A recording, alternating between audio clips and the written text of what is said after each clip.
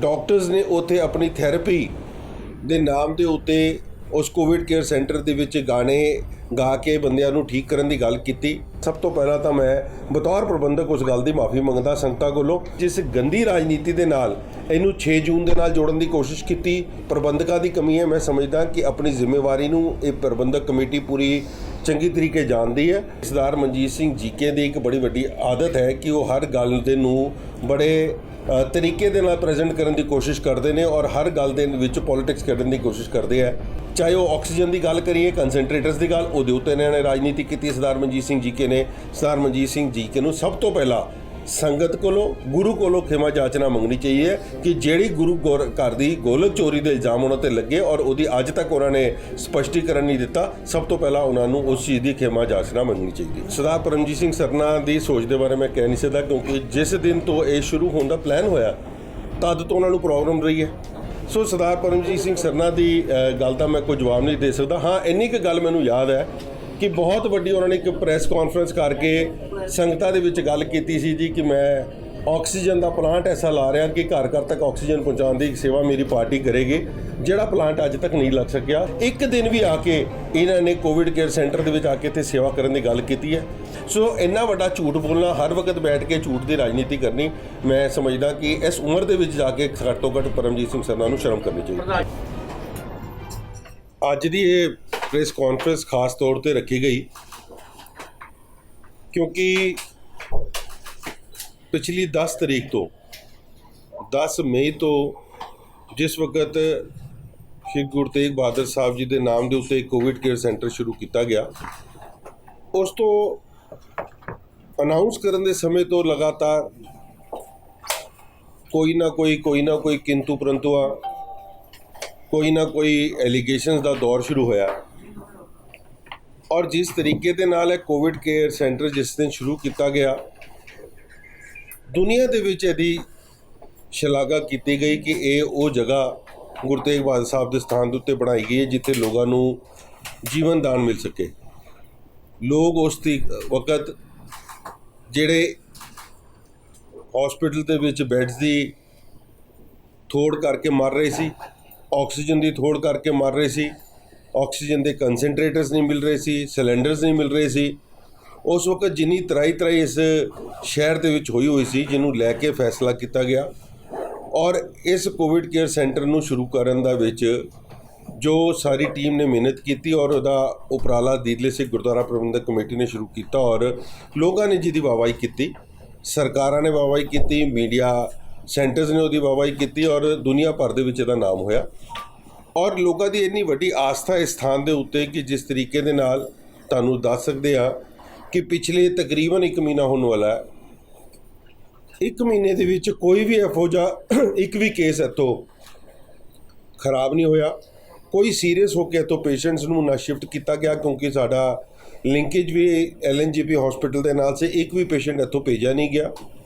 ਜਿਹੜੇ ਲੋਕ ਆਪਣੀ ਵੱਖਰੀ ਥਾਵਾਂ ਦੇ ਉੱਤੇ ਫਸੇ ਹੋਏ ਸੀ, ਉਹਨਾਂ ਨੂੰ ਵੀ ਲਿਆ ਕੇ ਇੱਥੇ ਜੀਵਨ ਦਾਨ ਦਾ ਕੰਮ ਜਿਹੜਾ ਗੁਰਦੁਆਰਾ ਪ੍ਰਬੰਧਕ ਕਮੇਟੀ ਨੇ ਕੀਤਾ ਔਰ ਇਸ ਕੋਵਿਡ ਕੇਅਰ ਸੈਂਟਰ ਨੇ ਕੀਤਾ। ਅਸੀਂ ਦਿੱਲੀ ਸਰਕਾਰ ਦਾ ਧੰਨਵਾਦ ਵੀ ਕੀਤਾ ਜਿਨ੍ਹਾਂ ਨੇ ਡਾਕਟਰਸ ਦੀ ਟੀਮ ਸਾਨੂੰ ਦਿੱਤੀ ਸੀ। ਮਗਰ ਇੰਨੇ ਵੱਡੇ ਸਿਸਟਮ ਨੂੰ ਚਲਾਉਣ ਦੇ ਵਿੱਚ ਇੱਕ ਸਭ ਤੋਂ ਵੱਡੀ ਗੱਲ ਜਿਹੜੀ ਸਾਡੀ ਭਾਵਨਾ ਸੀ, ਜਿਹੜੀ ਲੋਕਾਂ ਦੀ ਜਾਨ ਬਚਾਉਣ ਦੀ ਭਾਵਨਾ ਸੀ, ਕਿਸੇ ਦੇ ਸੈਂਟੀਮੈਂਟਸ ਨੂੰ ਹਰਟ ਕਰਨ ਦੀ ਕੋਈ ਭਾਵਨਾ ਨਹੀਂ ਕੀਤੀ ਗਈ। ਔਰ ਜਿਸ ਵਕਤ ਇਹੋ ਜਿਹੇ ਕੰਮ ਸ਼ੁਰੂ ਕੀਤੇ ਜਾਂਦੇ ਹੈ, ਉਹਦੇ ਵਿੱਚ ਬੜੀਆਂ ਟੀਮਾਂ ਇਨਵੋਲਵ ਹੁੰਦੀਆਂ। ਉਹਦੇ ਵਿੱਚ ਡਾਕਟਰਸ ਦੀ ਟੀਮ, ਵੋਲੰਟੀਅਰਸ ਦੀ ਟੀਮ, ਗੁਰਦੁਆਰਾ ਪ੍ਰਬੰਧਕ ਕਮੇਟੀ ਦੇ ਮੈਂਬਰਸ ਦੀ ਟੀਮ, ਸਾਡੇ ਸਟਾਫ ਦੀ ਟੀਮ ਜਿਹੜੀ ਇਨਵੋਲਵ ਹੋਈ। ਔਰ ਇਹ ਜਿਹੜੇ ਕੰਮ ਕਰਦੇ ਇਹ ਪਿਛਲੇ 2 ਦਿਨ ਤੋਂ ਜਿਸ ਤਰੀਕੇ ਦੇ ਨਾਲ ਇਹਨੂੰ ਗੰਦੀ ਰਾਜਨੀਤੀ ਦੇਣ ਦਾ ਕੰਮ ਸ਼ੁਰੂ ਕੀਤਾ ਗਿਆ, ਮੈਂ ਸਮਝਦਾ ਕਿ ਇਸ ਤੋਂ ਮੰਦਭਾਗੀ ਗੱਲ ਨਹੀਂ ਹੋ ਸਕਦੀ। ਕਿਉਂਕਿ ਜਿਹੜਾ ਡਾਕਟਰਸ ਨੇ ਉੱਥੇ ਆਪਣੀ ਥੈਰੇਪੀ ਦੇ ਨਾਮ ਦੇ ਉੱਤੇ ਉਸ ਕੋਵਿਡ ਕੇਅਰ ਸੈਂਟਰ ਦੇ ਵਿੱਚ ਗਾਣੇ ਗਾ ਕੇ ਬੰਦਿਆਂ ਨੂੰ ਠੀਕ ਕਰਨ ਦੀ ਗੱਲ ਕੀਤੀ, ਮਾਤਰ 6 ਤੋਂ 7 ਮਿੰਟ ਸਿਰਫ ਇਹ ਉੱਥੇ ਗਾਣੇ ਗਾਏ ਗਏ। ਔਰ ਜਿਸ ਤਰੀਕੇ ਦੇ ਨਾਲ ਸਾਡੀ ਮੈਨੇਜਮੈਂਟ ਨੂੰ ਪਤਾ ਚੱਲਿਆ, ਸਾਡੇ ਸਟਾਫ ਨੂੰ ਪਤਾ ਚੱਲਿਆ, ਇਮੀਡੀਏਟਲੀ ਜਾ ਕੇ ਉਹਨੂੰ ਰੁਕਵਾਤਾ ਗਿਆ। ਔਰ ਇਹ ਗੱਲ ਪਿਛਲੇ 9 ਦਿਨ ਪੁਰਾਣੀ ਹੈ ਔਰ ਅਸ਼ੋਰ ਕੀਤਾ ਗਿਆ ਕਿ ਉਸ ਤੋਂ ਬਾਅਦ ਨਾ ਪਹਿਲੇ ਉਸ ਤੋਂ ਪਹਿਲੇ ਹੋਇਆ ਨਾ ਉਸ ਤੋਂ ਬਾਅਦ 1 ਦਿਨ ਵਸੇ 1 ਮਿੰਟ ਵਸੇ ਵੀ ਉੱਥੇ ਕੰਮ ਨਹੀਂ ਹੋਇਆ। ਮਗਰ ਕੱਲ੍ਹ ਜਿਸ ਤਰੀਕੇ ਦੇ ਨਾਲ ਇਸ ਗੱਲ ਨੂੰ 6 ਜੂਨ ਦੇ ਨਾਲ ਜੋੜਨ ਦੀ ਕੋਸ਼ਿਸ਼ ਕੀਤੀ ਗਈ ਸਾਡੇ ਵਿਰੋਧੀਆਂ ਵੱਲੋਂ ਔਰ ਦਿੱਲੀ ਸਿੱਖ ਗੁਰਦੁਆਰਾ ਪ੍ਰਬੰਧਕ ਕਮੇਟੀ ਵੱਲੋਂ ਕੀਤੇ ਜਾ ਰਹੇ ਕਾਰਜਾਂ ਨੂੰ ਭੰਡਣ ਦੀ ਕੋਸ਼ਿਸ਼ ਕੀਤੀ, ਮੈਂ ਸਮਝਦਾ ਕਿ ਇਸ ਤੋਂ ਮਾੜੀ ਗੱਲ ਕੋਈ ਹੋ ਨਹੀਂ ਸਕਦੀ। ਸਭ ਤੋਂ ਪਹਿਲਾਂ ਤਾਂ ਮੈਂ ਅੱਜ ਕਿਉਂਕਿ ਇਹ ਜਿਹੜਾ ਸਿਸਟਮ ਚਲਾਇਆ ਬਤੌਰ ਪ੍ਰਬੰਧਕ ਹੁੰਦੇ ਹੋਏ ਸਾਡੀ ਜ਼ਿੰਮੇਵਾਰੀ ਬਣਦੀ ਹੈ ਕਿ ਜਿਹੜੀ ਡਾਕਟਰਸ ਕੋਲੋਂ ਕਮੀ ਹੋਈ ਹੈ, ਮੈਂ ਇੱਕ ਵਾਰ ਪਹਿਲੇ ਵੀ ਹੁਣ ਗੱਲ ਕੀਤੀ ਹੈ, ਹੁਣ ਦੁਬਾਰਾ ਕਹਿੰਦਾ ਕਿ ਕਿਸੇ ਵੀ ਡਾਕਟਰ ਦੀ ਕੋਈ ਇੰਟੈਂਸ਼ਨਸ ਕੋਈ ਭਾਵਨਾ ਨਹੀਂ ਸੀ ਕਿ ਕਿਸੇ ਦੇ ਦਿਲਾਂ ਦੇ ਵਿੱਚ ਠੇਸ ਪਹੁੰਚਾਉਣੀ ਔਰ ਮਰਿਆਦਾ ਦਾ ਉਲੰਘਣ ਕਰਨਾ। ਮਗਰ ਇਹ ਜਿਹੜੀ ਵੀ ਕਮੀ ਹੋਈ ਉਹ 5 ਜਾਂ 6 ਮਿੰਟ ਵਸੇ ਜਿਹਨੂੰ ਵੱਡਾ ਪ੍ਰਪੋਜ਼ ਕੀਤਾ ਗਿਆ। ਸਭ ਤੋਂ ਪਹਿਲਾਂ ਤਾਂ ਮੈਂ ਬਤੌਰ ਪ੍ਰਬੰਧਕ ਉਸ ਗੱਲ ਦੀ ਮਾਫੀ ਮੰਗਦਾ ਸੰਗਤਾਂ ਕੋਲੋਂ ਕਿ ਇਹ ਗੱਲ ਅਗਰ ਉਹਨਾਂ ਦੀ ਭਾਵਨਾ ਨੂੰ ਠੇਸ ਪਹੁੰਚੀ ਹੈ ਤੇ ਸਾਡੀ ਜ਼ਿੰਮੇਵਾਰੀ ਬਣਦੀ ਸੀ ਔਰ ਅਸੀਂ ਉਹਨੂੰ ਪੂਰਾ ਨਿਭਾਇਆ ਵੀ।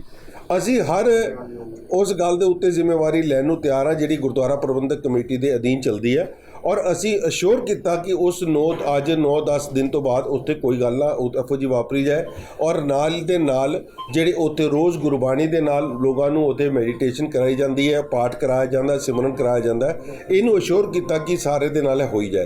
ਮਗਰ ਮੈਂ ਸਮਝਦਾ ਕਿ ਜਿਸ ਗੰਦੀ ਰਾਜਨੀਤੀ ਦੇ ਨਾਲ ਇਹਨੂੰ 6 ਜੂਨ ਦੇ ਨਾਲ ਜੋੜਨ ਦੀ ਕੋਸ਼ਿਸ਼ ਕੀਤੀ, ਸਰਦਾਰ ਮਨਜੀਤ ਸਿੰਘ ਜੀਕੇ ਨੇ ਜਿਸ ਤਰੀਕੇ ਦੇ ਨਾਲ ਜਥੇਦਾਰ ਅਕਾਲ ਤਖਤ ਸਾਹਿਬ ਨੂੰ ਚਿੱਠੀ ਲਿਖਣ ਦੀ ਗੱਲ ਕੀਤੀ ਹੈ ਔਰ ਇਹ ਗੱਲ ਕਹੀ ਕਿ ਜੀ ਇਹ ਪ੍ਰਬੰਧਕਾਂ ਦੀ ਕਮੀ ਹੈ, ਮੈਂ ਸਮਝਦਾ ਕਿ ਆਪਣੀ ਜ਼ਿੰਮੇਵਾਰੀ ਨੂੰ ਇਹ ਪ੍ਰਬੰਧਕ ਕਮੇਟੀ ਪੂਰੀ ਚੰਗੀ ਤਰੀਕੇ ਜਾਣਦੀ ਹੈ ਔਰ ਅਸੀਂ ਆਪਣੀ ਜ਼ਿੰਮੇਵਾਰੀ ਨੂੰ ਪੂਰੀ ਨਿਭਾਇਆ।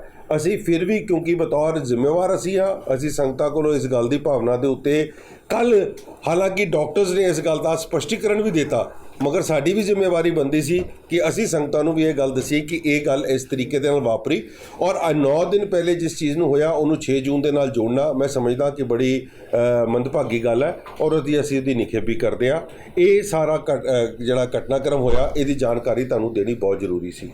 ਔਰ ਦੂਸਰੀ ਗੱਲ ਅੱਜ ਜਿਸ ਕਰਕੇ ਮੇਨ ਤੁਹਾਨੂੰ ਇੱਥੇ ਸੱਦਿਆ ਗਿਆ ਕਿ ਕੌਮ ਦੇ ਵਿੱਚ ਬਹੁਤ ਵੱਡੀ ਇੱਕ ਦੁਖਾਂਤ ਵਾਪਰਿਆ ਜਿਹਦਾ ਅਸੀਂ ਅੱਜ ਤੁਹਾਡੇ ਮੀਡੀਆ ਰਾਹੀਂ ਜਿਹਦੇ ਨਾਲ ਗੱਲ ਵੀ ਉਠਾਉਂਦੇ ਹਾਂ। ਸ਼੍ਰੀ ਅਕਾਲ ਤਖਤ ਸਾਹਿਬ ਦੇ ਜਥੇਦਾਰ ਸਾਹਿਬ ਨੂੰ ਵੀ ਅਪੀਲ ਕਰਾਂਗੇ ਕਿ ਇੰਨਾ ਵੱਡਾ ਆਪਣੀ ਜ਼ਿੰਮੇਵਾਰੀ ਤੋਂ ਨੱਠਣਾ, ਮੈਂ ਸਮਝਦਾ ਕਿ ਇਹ ਅਖਬਾਰਾਂ ਦੇ ਵਿੱਚ ਇੱਕ ਬਿਆਨ ਛਪਿਆ, ਖਬਰਾਂ ਛਪੀਆਂ ਨੇ ਸਾਰੀ ਅਖਬਾਰਾਂ ਦੇ ਵਿੱਚ ਕਿ ਚੁਣਾਵ ਲੜਨੇ ਕੇ लिए रच डाली लूट की बड़ी योजना। ਇਹ ਉਹ ਸ਼ਖਸ ਹੈ ਸਰਦਾਰ ਸੱਜਣ ਸਿੰਘ ਜਿਹੜਾ ਚੰਦਰ ਵਿਹਾਰ ਤੋਂ ਚੁਣਾਵ ਲੜ ਰਿਹਾ ਜਾਗੋ ਪਾਰਟੀ ਤੋਂ।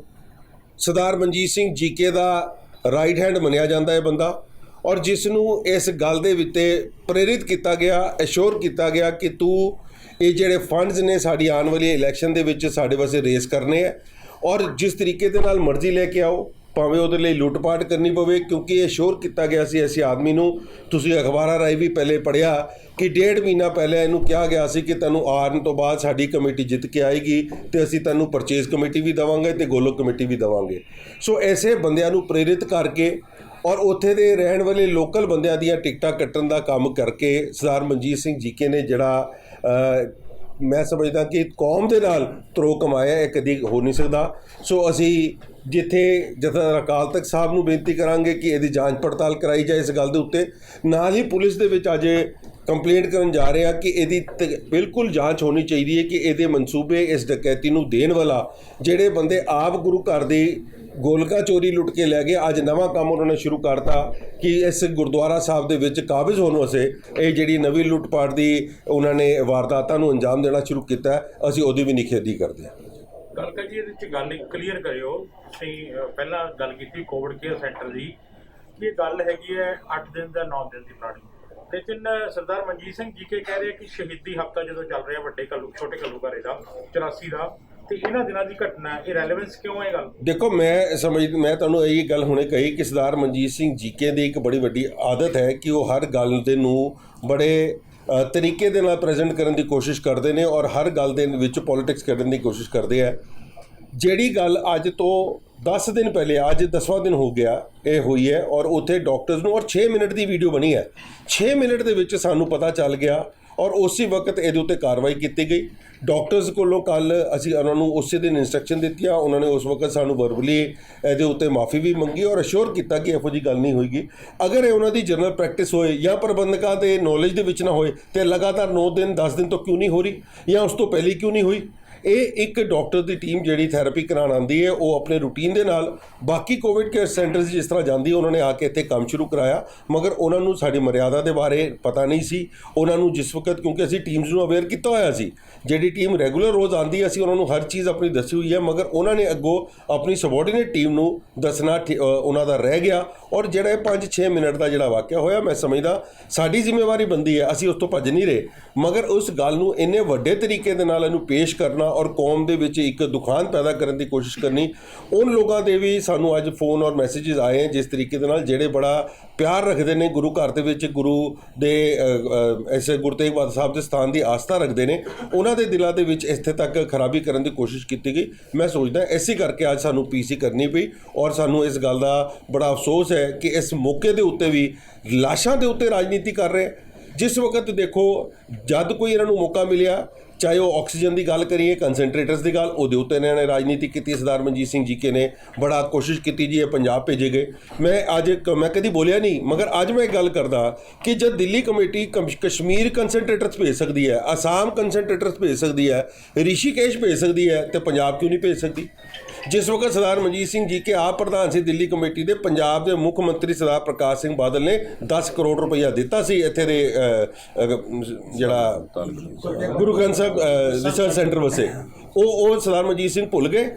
ਕਰੋੜਾਂ ਰੁਪਏ ਦੀ ਜਗ੍ਹਾ ਬਾਬਾ ਬੰਦਾ ਸਿੰਘ ਬਹਾਦਰ ਦੀ ਜਿਹੜੇ ਜਿੱਥੇ ਬੁੱਤ ਸਥਾਪਿਤ ਹੋਇਆ ਮੰਡੀ ਹਾਊਸ ਦੇ ਬਾਹਰ, ਨਾਭੇ ਹਾਊਸ ਦੀ ਜਗ੍ਹਾ ਜਿਹੜੀ ਸਰਕਾਰ ਦੀ, ਉਹ ਉਹਨਾਂ ਨੇ ਦਿੱਲੀ ਕਮੇਟੀ ਨੂੰ ਦਿੱਤੀ ਹੈ।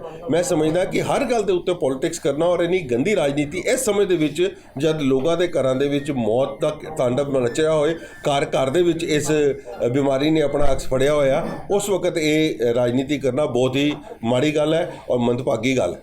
ਮਨਜੀਤ ਸਿੰਘ ਜੀਕੇ ਨੇ ਇੱਕ ਪੋਸਟਰ ਵੀ ਪਾਇਆ, ਸ਼ਾਇਦ ਤੁਸੀਂ ਦੇਖਿਆ ਵੀ ਹੋਣਾ ਹੈ।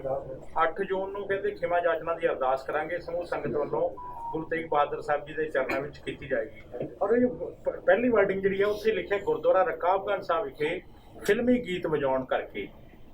ਇਹ ਕਲੀਅਰ ਕਰਿਓ, ਇਹ ਕੋਵਿਡ ਕੇਅਰ ਸੈਂਟਰ ਤੇ ਗੁਰਦੁਆਰਾ ਰਕਾਬਗੰਜ ਸਾਹਿਬ।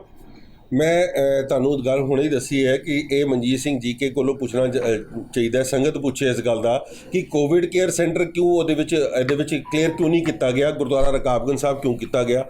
ਔਰ ਇਹ ਗੱਲ ਜਿਹੜੀ ਗੱਲ ਕਰ ਰਹੇ ਖਿਮਾ ਜਾਚਨਾ ਦੀ, ਸਰਦਾਰ ਮਨਜੀਤ ਸਿੰਘ ਜੀਕੇ ਨੂੰ ਸਭ ਤੋਂ ਪਹਿਲਾਂ ਸੰਗਤ ਕੋਲੋਂ, ਗੁਰੂ ਕੋਲੋਂ ਖਿਮਾ ਜਾਚਨਾ ਮੰਗਣੀ ਚਾਹੀਏ ਕਿ ਜਿਹੜੀ ਗੁਰੂ ਘਰ ਦੀ ਗੋਲਕ ਚੋਰੀ ਦੇ ਇਲਜ਼ਾਮ ਉਹਨਾਂ ਤੇ ਲੱਗੇ ਔਰ ਉਹਦੀ ਅੱਜ ਤੱਕ ਉਹਨਾਂ ਨੇ ਸਪਸ਼ਟੀਕਰਨ ਨਹੀਂ ਦਿੱਤਾ। ਸਭ ਤੋਂ ਪਹਿਲਾਂ ਉਹਨਾਂ ਨੂੰ ਉਸ ਚੀਜ਼ ਦੀ ਖਿਮਾ ਜਾਚਨਾ ਮੰਗਣੀ ਚਾਹੀਦੀ। ਹਰਵੀਰ ਜੀ, ਕਿੱਥੇ ਜਿਵੇਂ 10 ਦਿਨ ਪਹਿਲੇ ਹੋਇਆ ਤੇ 10 ਦਿਨ ਪਹਿਲੇ ਸੰਤਾਂ ਵੱਲੋਂ ਇਹ ਚੀਜ਼, ਕਿਉਂਕਿ ਜਦੋਂ ਵੀ ਪਿੱਛੇ ਕੁਝ ਦੇਖਣ ਨੂੰ ਆਇਆ ਕਿ ਜਦੋਂ ਕੰਮ 15 ਦਿਨ 2 ਮਹੀਨੇ ਬਾਅਦ ਗੱਲ ਉੱਠਦੀ ਹੈ ਤੇ ਫਿਰ ਦਿੱਲੀ ਕਮੇਟੀ ਵੱਲੋਂ ਜਿਵੇਂ ਅੱਜ ਮਾਫੀ ਵੀ ਮੰਗੀ ਗਈ ਵੀ ਸਾਡੀ ਗਲਤੀ ਅਸੀਂ ਮੰਨਦੇ ਹਾਂ ਕਿ ਮਾਫੀ ਮੰਗਣਾ ਹੈਗਾ, ਤੇ ਇਹ ਉਸੇ ਟਾਈਮ ਕਿਉਂ ਨਹੀਂ ਕਲੀਅਰ ਕੀਤੀ ਜਾਂਦੀ? ਨਹੀਂ, ਜਿਸ ਵਕਤ ਗੱਲ ਹੋਈ ਨਹੀਂ, 5 ਮਿੰਟ ਦਾ ਇੱਕ ਐਪੀਸੋਡ ਹੋਇਆ ਔਰ ਉਹਨੂੰ ਮਨਾ ਕਰਤਾ ਗਿਆ ਕਿ ਉਸ ਤੋਂ ਬਾਅਦ ਤੁਸੀਂ ਚਲਾਉਣਾ ਨਹੀਂ ਹੈ।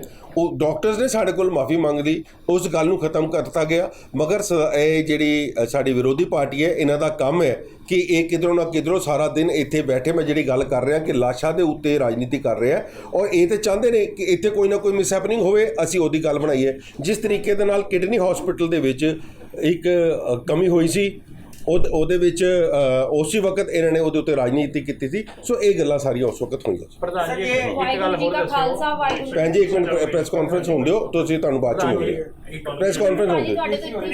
ਨਹੀਂ ਭੈਣ ਜੀ, ਇੱਥੇ ਸਵਾਲ ਨਹੀਂ ਹੋਣਾ, ਇਹ ਪ੍ਰੈਸ ਵਾਲਿਆਂ ਨੂੰ ਪਹਿਲੇ ਕਰ ਲਈ ਐਡਰੈਸ, ਫਿਰ ਤੁਸੀਂ ਬੈਠੋ ਉੱਤੇ।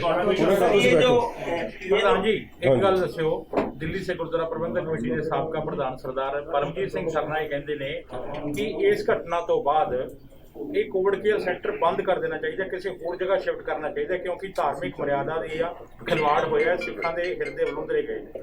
ਦੇਖੋ, ਸਰਦਾਰ ਪਰਮਜੀਤ ਸਿੰਘ ਸਰਨਾ ਦੀ ਸੋਚ ਦੇ ਬਾਰੇ ਮੈਂ ਕਹਿ ਨਹੀਂ ਸਕਦਾ, ਕਿਉਂਕਿ ਜਿਸ ਦਿਨ ਤੋਂ ਇਹ ਸ਼ੁਰੂ ਹੋਣ ਦਾ ਪਲਾਨ ਹੋਇਆ ਤਦ ਤੋਂ ਉਹਨਾਂ ਨੂੰ ਪ੍ਰੋਬਲਮ ਰਹੀ ਹੈ। ਜਿਸ ਵਕਤ ਗੁਰਦੁਆਰਾ ਬਾਲਾ ਸਾਹਿਬ ਹਸਪੀਟਲ 'ਚ ਕਿਡਨੀ ਹਸਪੀਟਲ ਬਣਾਉਣ ਦੀ ਗੱਲ ਹੋਈ ਤਦ ਉਹਨਾਂ ਨੂੰ ਪ੍ਰੋਬਲਮ ਰਹੀ। ਜਿਸ ਵਕਤ ਬਾਬਾ ਹਰਬੰਸ ਸਿੰਘ ਜੀ ਵੱਲੋਂ ਕੋਲੋਂ ਕਾਰ ਸੇਵਾ ਕਰਾਈ ਗਈ ਔਰ ਬਾਲਾ ਸਾਹਿਬ ਹਸਪੀਟਲ ਉਸ ਸਮੇਂ 'ਤੇ ਵੀ ਸ਼ੁਰੂ ਹੋਣਾ ਸੀ, ਤਾਂ ਵੀ ਉਹਨਾਂ ਨੂੰ ਕੋਈ ਨਾ ਕੋਈ ਪ੍ਰੋਬਲਮ ਰਹੀ ਹੈ। ਸੋ ਸਰਦਾਰ ਪਰਮਜੀਤ ਸਿੰਘ ਸਰਨਾ ਦੀ ਗੱਲ ਦਾ ਮੈਂ ਕੋਈ ਜਵਾਬ ਨਹੀਂ ਦੇ ਸਕਦਾ। ਹਾਂ, ਇੰਨੀ ਕੁ ਗੱਲ ਮੈਨੂੰ ਯਾਦ ਹੈ ਕਿ ਬਹੁਤ ਵੱਡੀ ਉਹਨਾਂ ਨੇ ਇੱਕ ਪ੍ਰੈਸ ਕਾਨਫਰੰਸ ਕਰਕੇ ਸੰਗਤਾਂ ਦੇ ਵਿੱਚ ਗੱਲ ਕੀਤੀ ਸੀ ਜੀ ਕਿ ਮੈਂ ਆਕਸੀਜਨ ਦਾ ਪਲਾਂਟ ਐਸਾ ਲਾ ਰਿਹਾ ਕਿ ਘਰ ਘਰ ਤੱਕ ਆਕਸੀਜਨ ਪਹੁੰਚਾਉਣ ਦੀ ਸੇਵਾ ਮੇਰੀ ਪਾਰਟੀ ਕਰੇਗੀ, ਜਿਹੜਾ ਪਲਾਂਟ ਅੱਜ ਤੱਕ ਨਹੀਂ ਲੱਗ ਸਕਿਆ। ਸੋ ਪਹਿਲੇ ਉਹਨਾਂ ਨੂੰ ਉਹ ਗੱਲ ਦਾ ਜਵਾਬ ਦੇਣਾ ਚਾਹੀਦਾ ਕਿ ਸੰਗਤਾਂ ਵਾਸਤੇ ਪਿਛਲੇ 1.5-2 ਮਹੀਨੇ ਦੇ ਵਿੱਚ ਜੋ ਵਾਪਰਿਆ ਉਹਦੇ ਵਿੱਚ ਉਹਨਾਂ ਨੇ ਕੀ ਕੀਤਾ। ਇਹ ਬੰਦਿਆਂ ਨੇ ਆ ਕੇ ਇੱਕ ਦਿਨ ਵੀ ਇਹ ਆਪਣੇ ਆਪ ਨੂੰ ਕਦੀ 21 ਮੈਂਬਰੀ ਕਮੇਟੀ ਦਾ ਹਿੱਸੇਦਾਰ ਬਣਦੇ ਆ, ਕਦੀ ਐਗਜ਼ੈਕਟਿਵ ਦੀ ਗੱਲ ਕਰਦੇ ਆ। ਇੱਕ ਦਿਨ ਵੀ ਆ ਕੇ ਇਹਨਾਂ ਨੇ ਕੋਵਿਡ ਕੇਅਰ ਸੈਂਟਰ ਦੇ ਵਿੱਚ ਆ ਕੇ ਇੱਥੇ ਸੇਵਾ ਕਰਨ ਦੀ ਗੱਲ ਕੀਤੀ ਹੈ। ਸਿਰਫ ਤੇ ਸਿਰਫ ਕਿੰਤੂ ਪਰੰਤੂ ਕਰਨਾ ਔਰ ਵਿੱਚੋਂ ਦੋ ਕੱਢਣ ਦੀ ਗੱਲ ਕਰਨੀ। सर मेरी जो भी घटना या दुर्घटना हुई है इस पीछे राजनीति रणनीति है, इलेक्शन है मेन। देखो इसके ऊपर गलती सबसे पहले गलती हुई है, उसको हम डिनाई नहीं कर सकते। वो गलती डॉक्टर्स के पार्ट से हुई, जिसको उसी वक्त रेक्टिफाई कर लिया गया, उसी वक्त रोक दिया गया। मगर उसके ऊपर जो फिर राजनीति शुरू की गई, 10 दिन पुरानी घटना को 6 जून के साथ जोड़ दिया गया और उसके ऊपर राजनीति करने की बात कही जा रही है। तो ये इलेक्शंस को, राजनीति तो इलेक्शन के साथ हर वक्त जुड़ी रहेगी। जब तक इलेक्शंस होंगी राजनीति चलती रहेगी। तो उम्मीद है कि इलेक्शन आने वाले टाइम में होने के। देखो मैं तो चाहता हूँ कि ये इलेक्शन कल सवेरे ही हो जानी चाहिए, क्योंकि बहुत बड़ी जिम्मेवारी होती है जो लोग प्रबंधक में बैठे होते हैं और उनके ऊपर रोज़ कोई ना कोई बात करनी। हमने तो कोर्ट के अंदर भी जाके बोला था कि इसको जल्द से जल्द इलेक्शन करानी चाहिए। ये सरकार के ऊपर है और जिस वक्त सरकार चाहेगी, दिल्ली सिख गुरुद्वारा प्रबंधक कमेटी और हमारी जो टीम है श्रोमणी अकाली दल की, बिल्कुल उसी दिन इलेक्शन करने के लिए हम कुल मिला के इसके पीछे इलेक्शन है। बिल्कुल इलेक्शन है। आप ये देख सकते हो, आप तुसी हुणे जिहड़ी गल कीती मैं तुहाडा जवाब ही रह गया। 3 दिन परसों की गल है, परसों सरदार परमजीत सिंह सरना ने एक वीडियो पाई है कि जी उत्थे 35 बंदे या 40 बंदे तो उत्ते अज तक नहीं होए। ये पौने 300 बंदियां दी लिस्ट हैगी है जिहड़ी अज तक इत्थे विच आ चुके ने। और इस वक्त भी तुसी जाके तुहाडे चों कोई अगर प्रेमी जा सके पीपी किट पा के जाके खुद जाके ਉਹਦੇ ਵਿੱਚ ਜਾ ਕੇ ਉੱਥੇ ਦੇਖੇ ਕਿ ਇਸ ਵਕਤ ਵੀ 94 ਬੰਦੇ ਉੱਥੇ ਐਡਮਿਟ ਹੈਗੇ ਨੇ। ਸੋ ਇੰਨਾ ਵੱਡਾ ਝੂਠ ਬੋਲਣਾ, ਹਰ ਵਕਤ ਬੈਠ ਕੇ ਝੂਠ ਦੀ ਰਾਜਨੀਤੀ ਕਰਨੀ, ਮੈਂ ਸਮਝਦਾ ਕਿ ਇਸ ਉਮਰ ਦੇ ਵਿੱਚ ਜਾ ਕੇ ਘੱਟ ਤੋਂ ਘੱਟ ਪਰਮਜੀਤ ਸਿੰਘ ਸਰਨਾ ਨੂੰ ਸ਼ਰਮ ਕਰਨੀ ਚਾਹੀਦੀ। ਪ੍ਰਧਾਨ ਜੀ ਹੁਣ ਤੱਕ ਕਿੰਨੇ ਪੇਸ਼ੈਂਟ ਠੀਕ ਹੋ ਕੇ ਗਏ ਨੇ ਔਰ ਕਦੋਂ ਤੋਂ ਸ਼ੁਰੂ ਹੋਇਆ ਸੀ ਅੱਜ ਸਕਸੈਸ? ਦੇਖੋ ਮੈਂ 10 ਮਈ ਨੂੰ ਇਹ ਸ਼ੁਰੂ ਹੋਇਆ ਔਰ ਇਹ 100% ਸਕਸੈਸ ਰੇਟ ਹੈ। ਇੱਥੇ ਜਿਹੜਾ ਬੰਦਾ ਆਇਆ, ਇੱਥੇ 7 ਸਾਲ ਦਾ ਬੱਚਾ ਵੀ ਆਇਆ और 92-93 साल की साड़ी माता भी इतों ठीक होके गई है। एक भी कैजुअलिटी का केस नहीं वधिया। और सब तो वड्डी गल जिहड़ी मैनूं खुशी है, क्योंकि साड़ी आस्था वे गुरु घर दे नाल कि 10 मई का तुसी डाटा चुक के देख लो और 9 मई का डाटा चुक के देख लो। जिस दिन ये कोविड केयर सेंटर दिल्ली दे विच शुरू होया उस दिन तो लैके पूरी दिल्ली का ग्राफ थल्ले आया। 36,000 तो उपर केस सी 9 तरीक नूं, 10 तरीक नूं ये 32,000 रह गए। उस तो बाद फिर 5,000 कट्टे, फिर 5,000 कट्टते हो, अज तुहाडे हिसाब नाल 400 तो उत्ते केस नहीं आ रहा। सो मैं समझदा कि ये गुरु महाराज की अपनी अपार कृपा है और उन्होंने जिहड़ी सेवा दिल्ली सिख गुरुद्वारा प्रबंधक कमेटी के अपने बच्चों को लई है और जिहदे विच देश दुनिया दे विच सिखां दा नाम उच्चा होया है, ये शायद कईयां को बर्दाश्त नहीं हो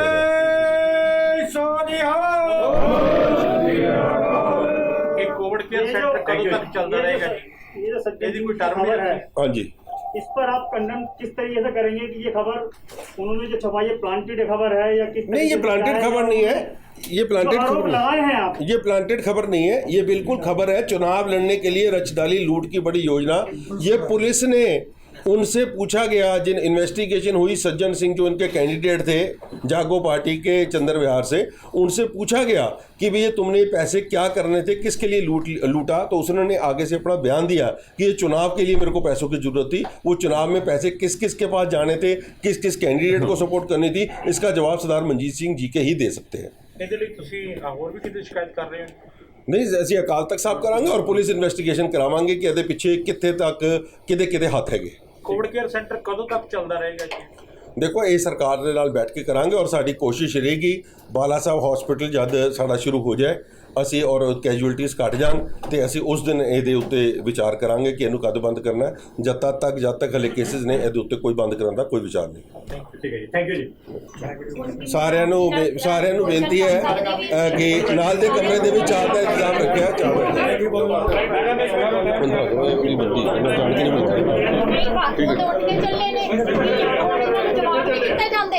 नहीं